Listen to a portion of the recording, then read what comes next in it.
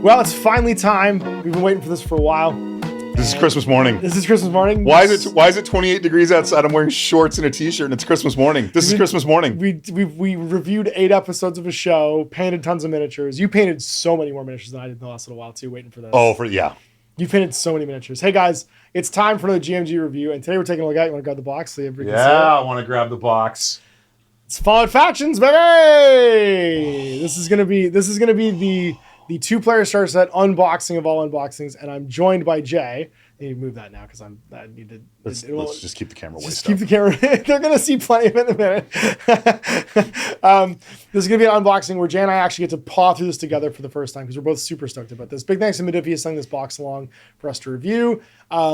And this is going on our list of. I'm doing a project right now where I want to talk about wargaming as being on a lower and higher shelf. What are some of the most accessible war games to get into today?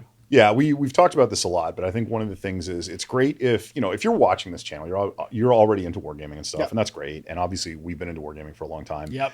But I think the thing that you start to look at is what is out there that's appealing to somebody who's not already into it. Like what's easy for somebody to get into. Mm-hmm. And it feels like, if you look at a massive game store and you go through their whole wall, it still feels like the list of what's easily accessible to somebody new is real short. It's really short. And what's funny is that doesn't necessarily even mean someone who's never played a tabletop war game before. No.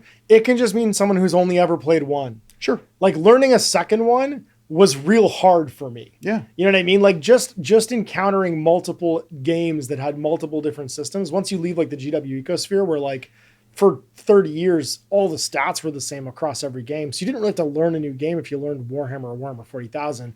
There were some new unit types and war gear and stuff, but the stat line was the same. If you learned checkers when you were a kid, the first time somebody pulled out what looked like a checkers board and put chess pieces on it, how overwhelming was that? It was pretty overwhelming. They all moved differently. Like you had to absorb it. And so when we say accessibility, it doesn't necessarily mean like for kids or for people who've never played a war game before. It just means these are designed for a broad audience from even just like the design of the box itself.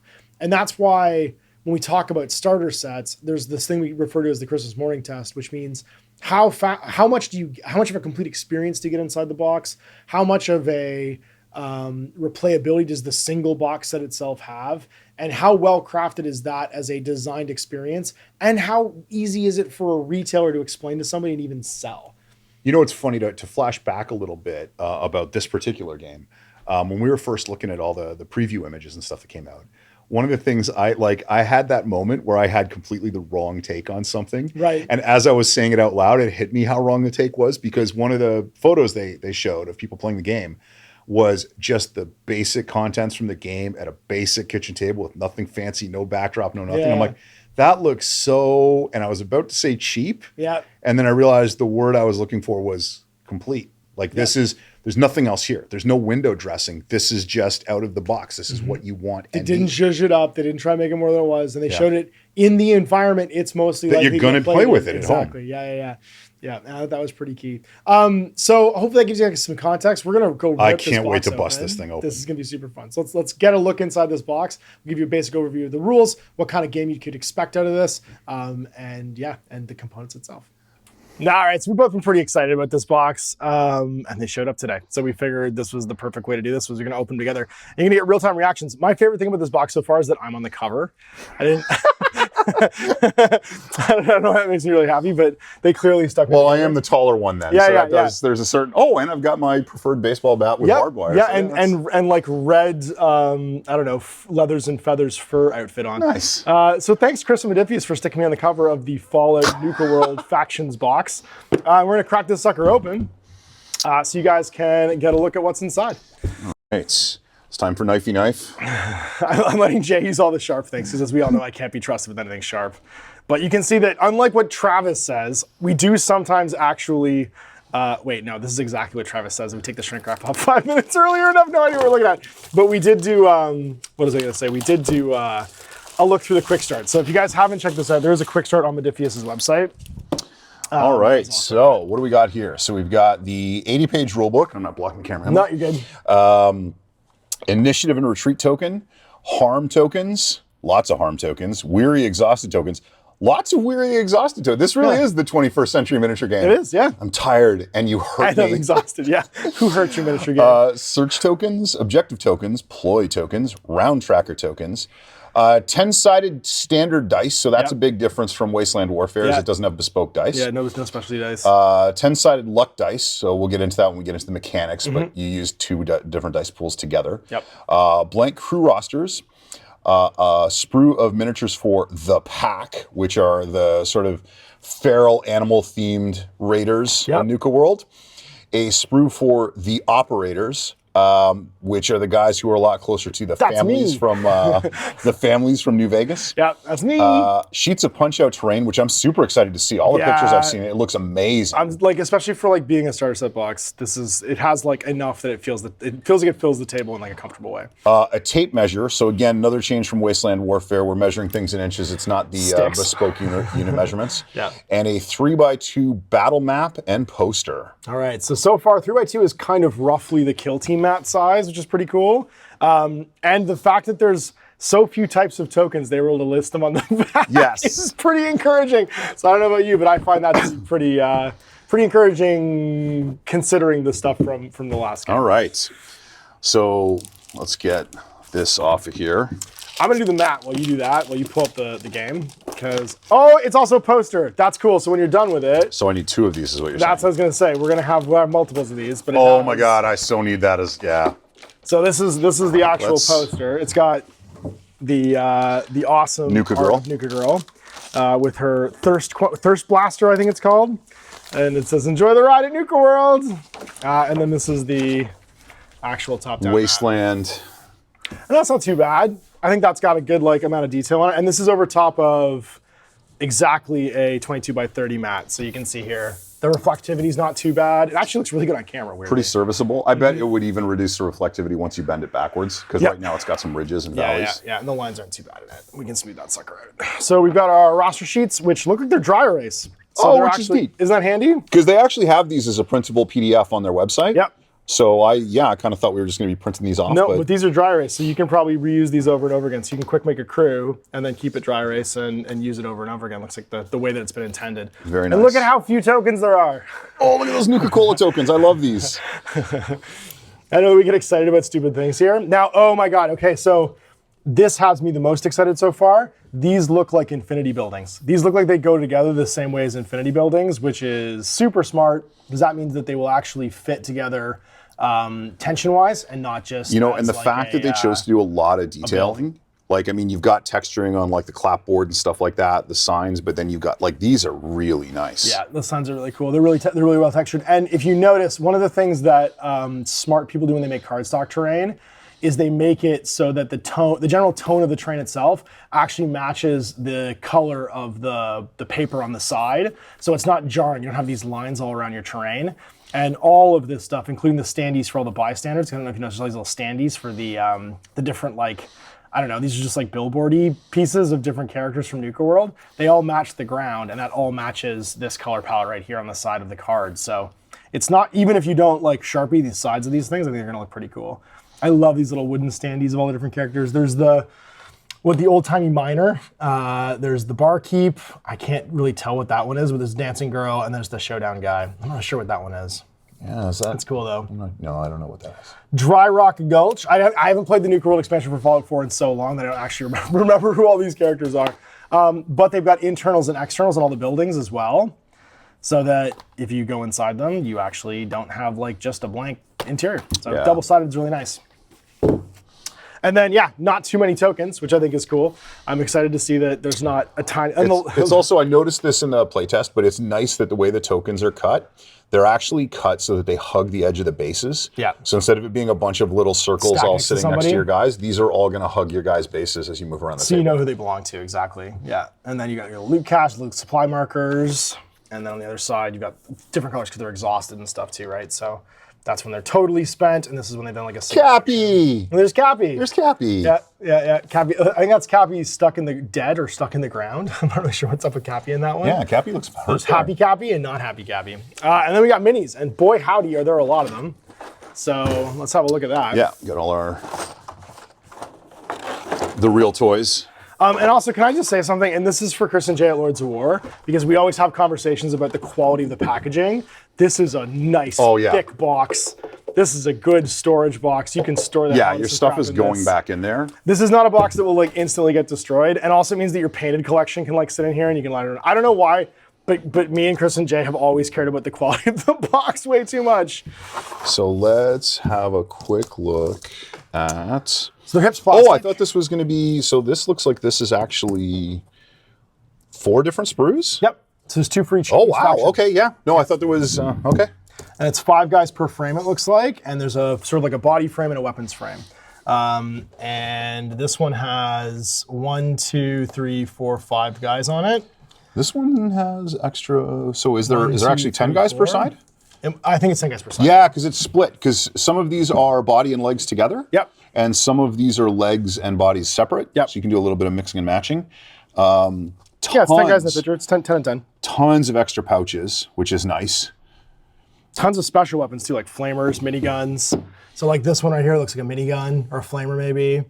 Lots of like backpack weapons, missile launchers, assault rifles. Like these look like old school workshop kits where you can kind of do a bit of everything. And then lots of loose weapons too, baseball bats. Yeah. And you've got like pipe rifles, your pipe generic pistols. arm mounts, so like you can mix and match stuff. All across of it, yeah, all across both sides. Sniper rifle. Oh, they got the, what's the flaming sword called again? The barbecuer or the... oh yeah, what's wrong with me? Shish kebab. Shish kebab, that's it. They got a shish kebab on here. That's a combat rifle. That's the sniper rifle. That looks like a 44 caliber pistol with a scope, a little like sniper. Yeah, because I know that's one of the scope. weapons one of the characters in the demo has. And there's like a sniper rifle and a pipe sniper Oh, rifle. cool. Like and there's some, as improvised weapons go, I was talking online with somebody about this the other day. There's like a wrench, there's some tools. So if you're playing like the Fallout RPG and you're looking for some not super weaponed up dudes, you know, the kind of NPCs that you encounter in the wasteland, that would be super useful. So yeah, holy moly, what a pile of stuff to choose from. I am so excited to build these out. And it looks like the main thing that differentiates your 2 gangs is the heads. So all over here looks like this is the pack set of heads. And then this one over here looks like it's the operator set Yeah, the heads. pack have like a and lot then of they kind of have animal accessories. So headdresses. you could make all 20 of these into one or the other. So like if you and your buddy, like I don't know, me and Jay, got frames of these each, you'd be able to like make a giant selection of gang members and not just the 10 that comes with it. So I think this works equally well as a single player or a 2-player starter set. But the detail's really nice and crisp. The amount of options, especially like non-handheld options, because there's just loose pipe rifles and pipe pistols. Yeah, that's what I mean. Like there is a ton of stuff on here to customize your existing figures. Is that a gamma gun? I think it's a gamma gun. Oh yeah. I'm pretty sure that's a gamma gun. Oh yeah, because again, I think that's one of the children of things the in the atoms. demo that one of them has. Yeah. Well, and that's, so here are our bases. These look like 32s? They're 30s. 30s? Yeah, so it's slightly different than your GW 32s. But nice and Modiphius branded, just standard black bases. So that's going to be the big difference for a lot of people who have existing Wasteland Warfare figures, is they've gone with plastic flat bases. Yep. So, which I prefer. Like they're because then you can make them whatever setting you can do whatever you want.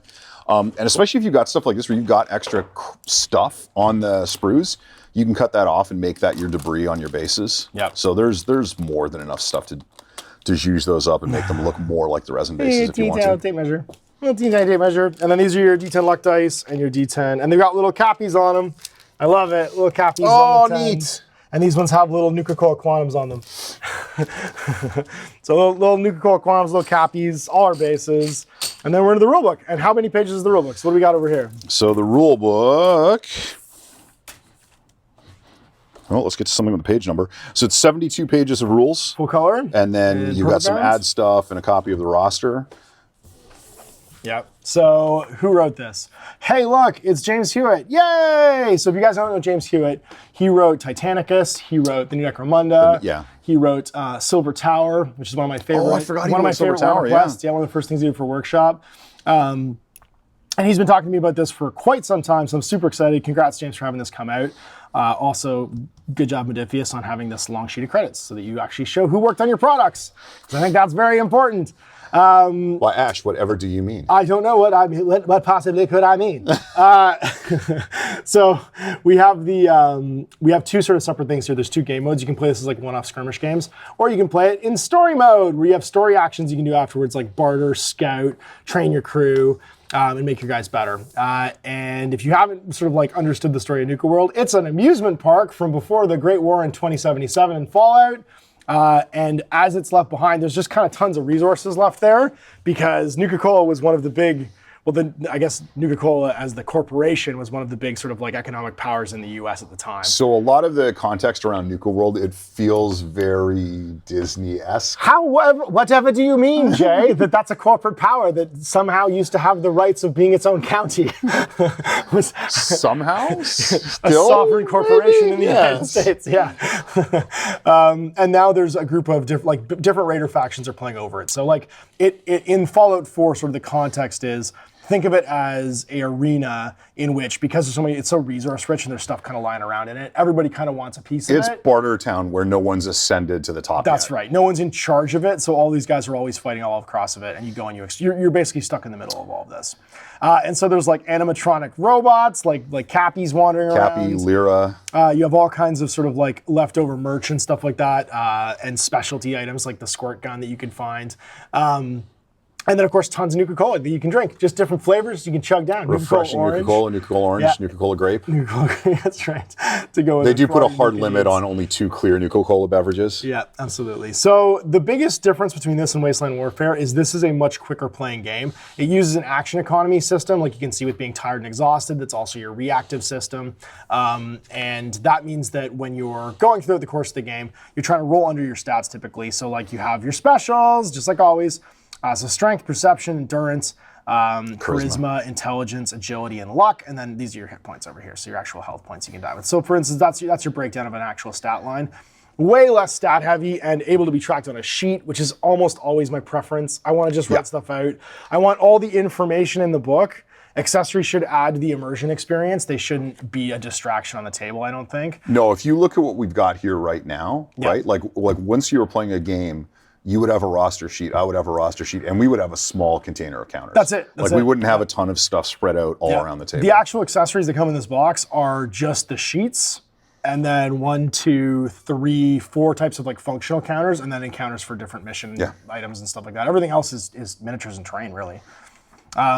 And so, so you're testing your specials. And so the core under this, of course, is a dice test. You can add additional bonus dice to your pool, basically, and the more dice you get, the more chance you have to succeed. You're using success pools to try and offset the damage of your opponents and stuff like that. So here's an example of one. Do you want to go through that one? Pete's Psycho. Yeah, sorry. Pete's Psycho is swinging a machete at Sophie Scaver. The rules tell him to make an attack test for Carve, which is the Psycho. Yep. This means the pool size is 4 dice. And the test will use Carve's strength of 5. Yeah. First, Pete creates the pool. Pete has a luck of 2, so he gathers 2 luck dice, which are the blue dice. Yeah, let's pull them out. I'll pull them out while you read. Sure. So your pool size is your total number of dice. Yep. But then you break it into luck dice and standard dice. So the standard dice are the red dice. And you get to add these better dice. Yeah, and then the luck dice mean more. are the blue dice. So we've got 2 reds and 2 blues now, because his stat's 4 and he has a luck of 2, so 2 of those turn blue basically during the test. Yeah. So you roll your dice up. Oof. Not a great roll. Why don't I ever get that during real games? Yeah, that's a bad roll. I know, but in a normal game, that'd be great. So I got nothing. Yeah. You got a whole lot of nothing. You got 5, didn't you? Because your stat's 4, isn't it? That was your strength of 5. Strength of 5, yeah, sorry. Okay, so then in this example roll, though, he got a Nuka-Cola, he got a Quantum. A 1, I think, a 5, and a 10. So then the results are over here. He rolls the dice, gets a 1, which is a hit, a 7, which is a dud on one of the luck dice, and then a 5, which is a hit, and a... Sorry, read through this. I can't read upside down. I can't read upside down. So the other thing too is that the dice in the pictures don't. Oh, okay, I didn't realize. So the Cappy is the 1. Yeah. So Cappy's the 1. The Nuka Quantum's a 10. You got it. So so that's a dud. You're roll under, right? Yeah. So that's a dud. That's a success. The 1's a success. And the 10's a dud. Yeah.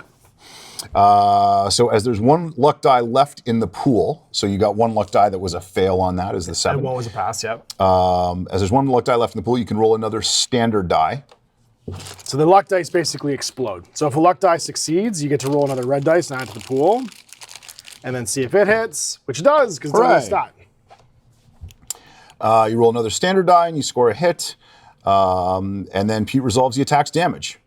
So you just which is a separate, just a separate roll, exactly. And that's the basic thing of all tests, right? And tests can involve multiple things for scenario actions and stuff too, using other stats, talking to each other. And then as we go through, so like action, open, fire, you're gonna find there's a lot of similarities here to the new Necromunda, where the actions have like an action economy and action cost, like simple and basic actions. So action, patch up, trying to heal somebody. Action, back off. You can do it with engaged models. So there's like a trigger of like what, if you're engaged or unengaged, basically when you can do it. And then you get your like different like bonus sort of actions that you can do, like rummage through things. You can take rummage chems to try and find stuff or chug your chems. Yeah, gotta do some jet. Gotta get ripped on buff out before you fight. And everything that's labeled as essential is labeled as essential. And then you got things like optional rules, like your expanded locations, different places you can go inside Nuka World that have different terrain effects over the course of the game. So it's divided into the different sort of like areas that you would see. The same zones that you see when you play through the DLC. Yeah, so the Galactic Zone is space, that's right.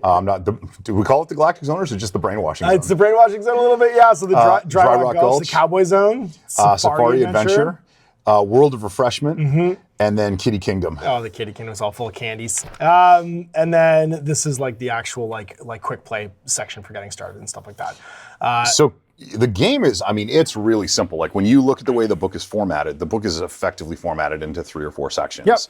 And each section is completely its own thing. Like your core game rules are less than 20 pages. That's it. And then the other flip side of this is your story sheet. And this is what tracks all of your post-game actions and stuff like your crew limits, your crew's territory, so what their home turf is, and then their control total.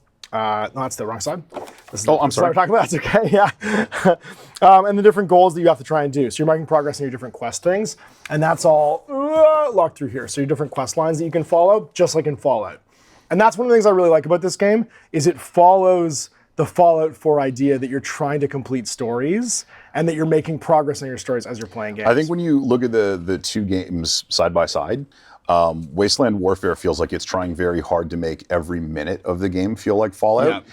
And this feels more like it's trying to make the overall picture feel like Fallout. Exactly. Yeah, and that's that's I think the moment that I like here is a game of this game feels like it's when VATS kicks in, and a game of Fallout Wasteland Warfare feels more it's like you're fighting while you're exploring. Yes. You know what I mean? Like you're doing all the stuff like the lock picking and like stuff like that while you're under fire by super mutants. This definitely follows more the structure of like a traditional campaign skirmish game. Where all the campaigny stuff happens in the post game, like in the in-between moments basically. But there's still enough like granularity where stuff can happen outside of it too.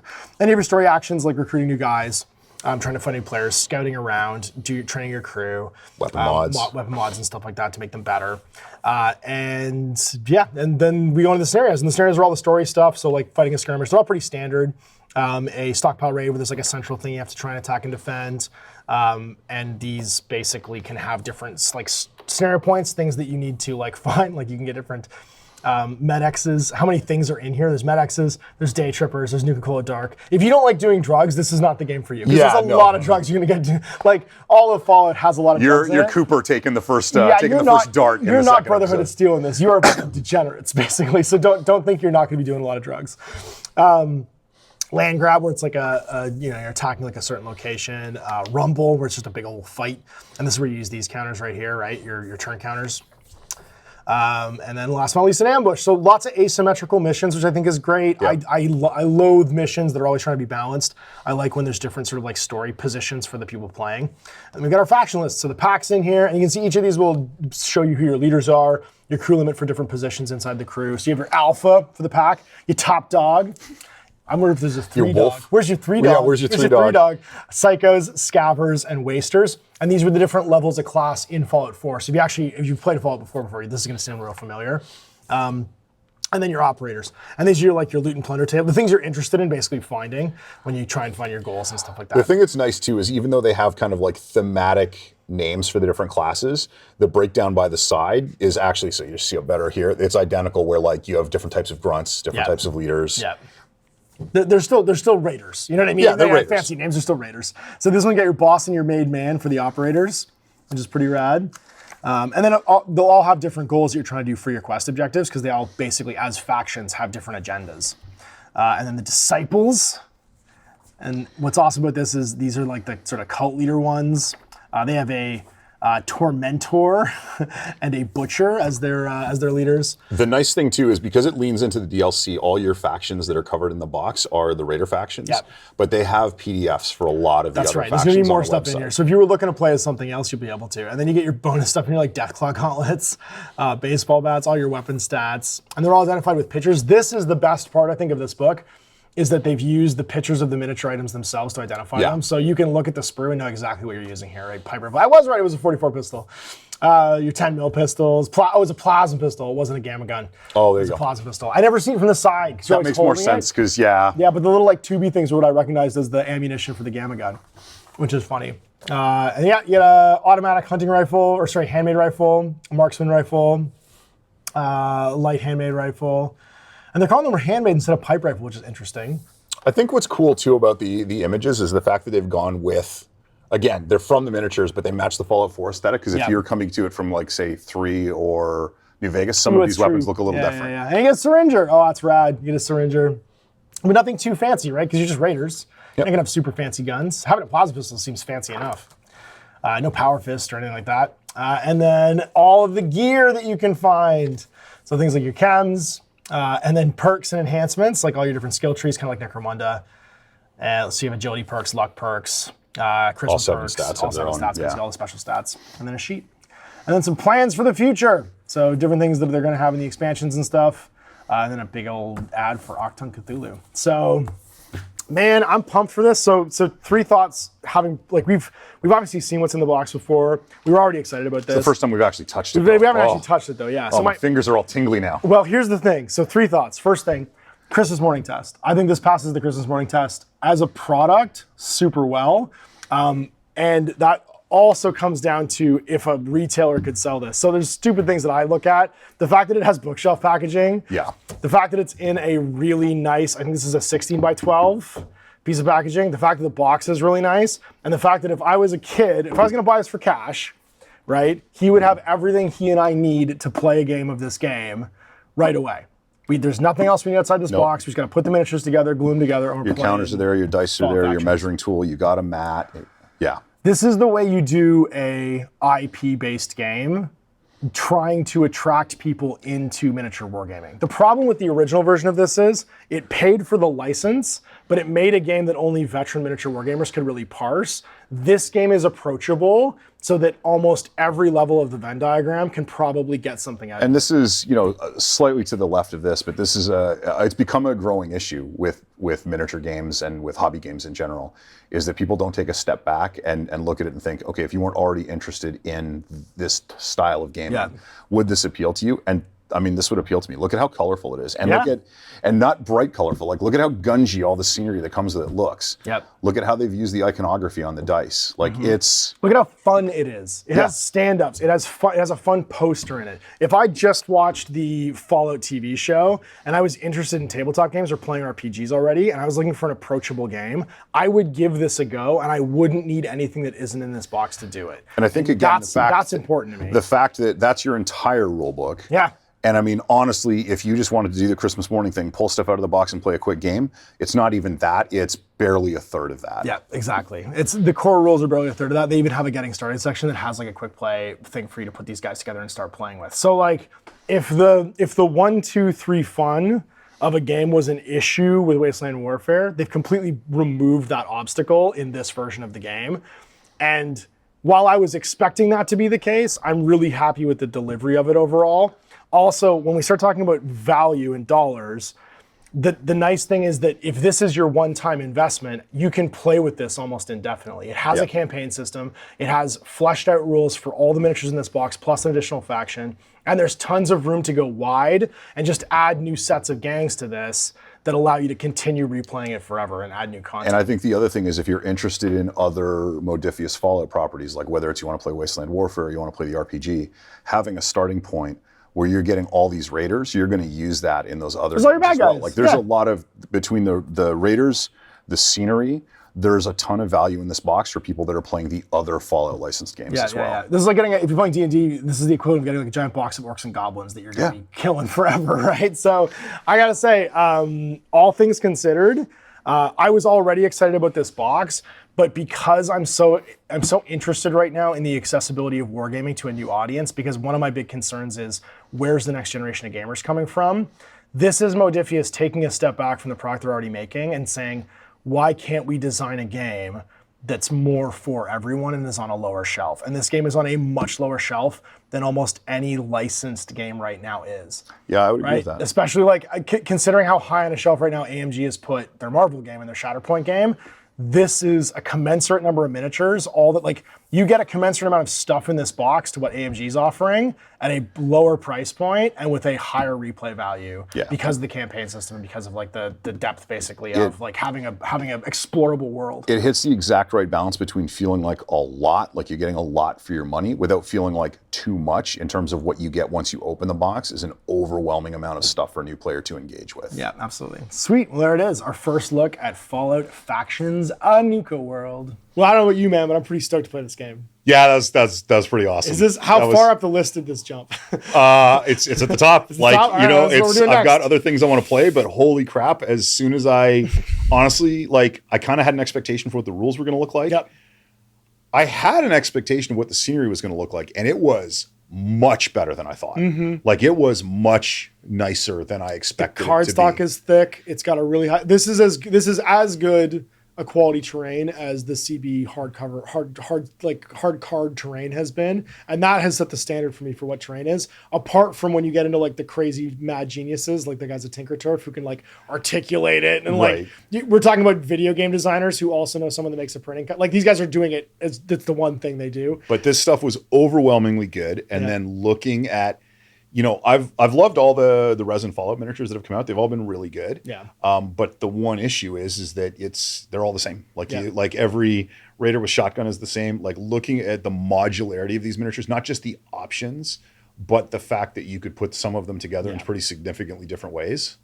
Fantastic, yeah. And of course, Modiphius does tons of terrain features and STLs and stuff that you can buy too. So if you want to zhuzh up what's in this box and you own a 3D printer, or if you just want to buy it directly from them, there's a ton of options out there, because the Wasteland Warfare terrain sets are, like, we already have a vast collection of post-apocalyptic terrain, but if you're getting started out of this box set, there's lots of options out there. And yeah, I think you'll have a good time just playing with what's in the box probably too. So you're doing the pack. You're gonna go leathers and feathers? Tell me. Tell me. I'm good either way.